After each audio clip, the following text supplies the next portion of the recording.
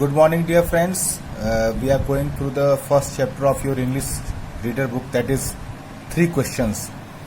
So अब तक हमने स्टोरी में पढ़ा था कि एक राजा था, उसके 3 प्रश्न थे. उसे जब 3 प्रश्नों का उत्तर नहीं मिलता तो वो एक हर्मिट के पास जाता है, एक सन्यासी के पास जाता है अपने प्रश्नों का उत्तर लेने के लिए. लेकिन हर्मिट जो था वो अपने काम में लगा हुआ था और उसके प्रश्नों का कोई जवाब नहीं देता या उससे कुछ बात ही नहीं करता है. राजा भी उसकी मदद करता है खोदने में. और तभी क्या होता है कि जब जैसे ही शाम हो जाती है, अंधेरा होने लगता है, वैसे ही क्या देखते हैं कि एक आदमी आता है और उसको चोट लगी हुई होती है. राजा उसकी सेवा करता है, उसको पट्टी करता है, उसका जो पेट में घाव था उसको साफ करता है, खून रुकता है उसको किस तरीके से.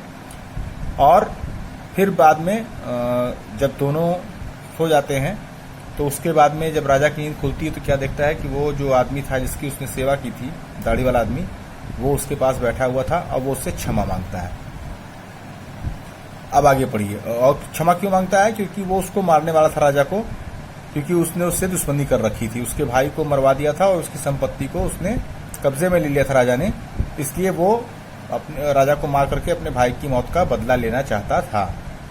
लेकिन जब राजा ने उसकी हेल्प की तो वो राजा से उसने माफ़ी मांगी कि मेरी गलती थी, मुझसे गलती हो गई और आपने मेरी जान बचाई है, इसलिए मुझे क्षमा कर दीजिए. मैं तो आपको मारना चाहता था लेकिन आपने मेरी जान बचाई है. अब आगे बढ़िए.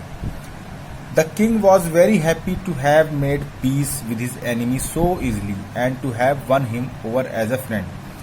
अब राजा को इस बात की बड़ी खुशी थी कि उसने अपने दुश्मन से बड़ी ही आराम से, बड़ी ही शांति के साथ दोस्ती कर ली थी और उसको अपने दुश्मन को ही दोस्त बना लिया था. He not only forgave him but said he would send his servants and his own doctor to look after him, and he promised to give back the man his property. उसने केवल उसको क्षमा नहीं किया बल्कि उससे ये भी कहा कि वो अपने आदमी, अपने नौकरों को भेजेगा जो उसकी सेवा करेंगे और अपने डॉक्टर को भी भेजेगा जो उसका इलाज करेगा. और साथ ही साथ उसने ये भी वादा किया कि मैंने जो तुम्हारी जमीन को कब्जे में लिया था, जो तुम्हारी प्रॉपर्टी सीज की थी, वो तुम्हें मैं वापस कर दूंगा. Leaving the wounded man the king went out of the hut and looked round for the hermit. अब इतना कह करके वो उस चोटिल व्यक्ति को छोड़ करके हट के अंदर ही, मतलब कि कुटिया के अंदर ही उस चोटिल व्यक्ति को छोड़ करके बाहर निकला उस हर्मिट को देखने के लिए, हर्मिट को ढूंढने के लिए. Before going away he wished once more to get answers to his questions. वहां जाने से पहले वो चाहता था कि एक बार और ट्राई करूं, शायद मुझे मेरे प्रश्नों के उत्तर मिल जाएं. The hermit was on his knees sowing seeds in the beds that had been dug the day before. वो जो हर्मिट था वो क्या कर रहा था आज? कल वो गुड़ाई कर रहा था क्यारियों की, आज वो घुटनों के बल बैठ करके उन्हीं क्यारियों में बीज बो रहा था. The king went up to the hermit and said, "For the last time, I beg you to answer my questions, wise man." राजा उस हर्मिट के पास जाता है और कहता है कि मैं आखिरी बार आपसे प्रार्थना करता हूं कि मुझे मेरे प्रश्नों के उत्तर दे दीजिए. अब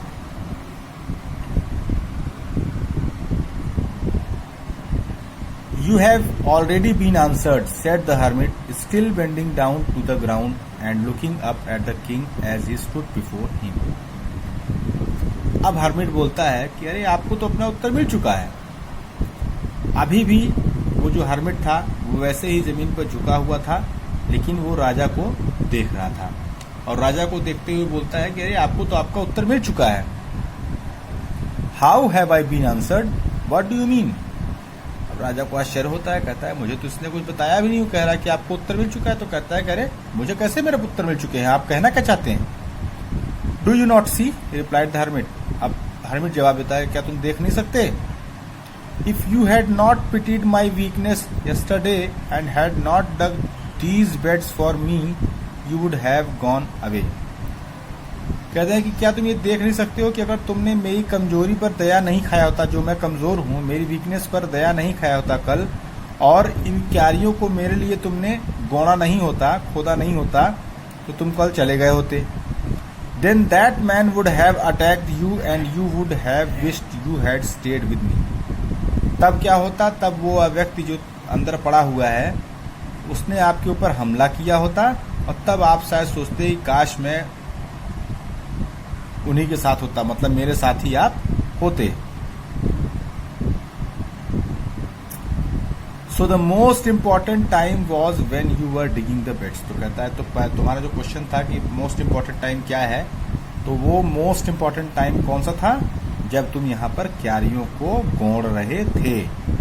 and I was the most important man and to do me good was your most important business. कहता है, और दूसरा प्रश्न कि जो सबसे महत्वपूर्ण व्यक्ति कौन था, तो सबसे महत्वपूर्ण व्यक्ति तुम्हारे लिए मैं था, और मेरे साथ जो तुम अच्छा कर रहे थे, and to do me good was your most important business. मेरे साथ जो तुमने अच्छा काम किया वो तुम्हारा सबसे जरूरी काम था।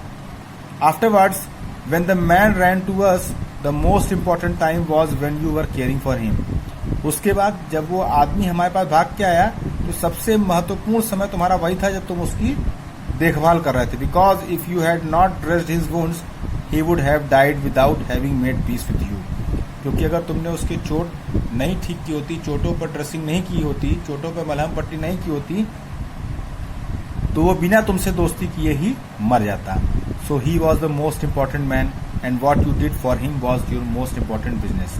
कहते हैं इसलिए वो सबसे महत्वपूर्ण था उस समय, और तुम्हारा सबसे महत्वपूर्ण कार्य उस समय वही था।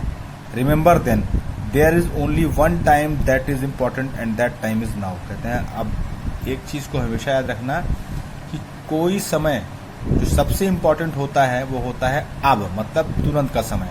ये नहीं कि बाद में हो जाएगा, पहले कर दूंगा, ये कर दूंगा। नाउ का समय मतलब अब का समय जो होता है वो सबसे इम्पोर्टेंट समय होता है। It is the most important time because it is the only time we have any power to act. कहते हैं वही सबसे महत्वपूर्ण समय होता है क्योंकि उसी समय हम कुछ कर सकते हैं। The most necessary person is the person you are with at a particular moment. For no one knows what will happen in the future and whether we will meet anyone else. कहता है दूसरा प्रश्न कि सबसे आपके लिए सबसे जरूरी व्यक्ति कौन है, तो सबसे जरूरी व्यक्ति वो होता है जिसके साथ आप किसी विशेष समय पर खड़े हो, क्योंकि आप नहीं जानते हो कि भविष्य में आप उससे कभी दोबारा मिल पाओगे कि नहीं मिल पाओगे। The most important business is to do that person good. और सबसे जरूरी काम ये होता है आपका कि आप उस व्यक्ति के साथ जो भी करें अच्छा करें। Because we were sent into this world for that purpose alone. क्योंकि हमें दुनिया में इसीलिए भेजा गया है कि हम अच्छे कार्य करें और लोगों के साथ में अच्छे से व्यवहार करें। तो फ्रेंड्स, ये स्टोरी आज आपकी ख़त्म हो गई है। अब इसका क्वेश्चन आंसर मैं आपको नेक्स्ट वीडियो में सेंड कर दूंगा। Thanks, have a nice day.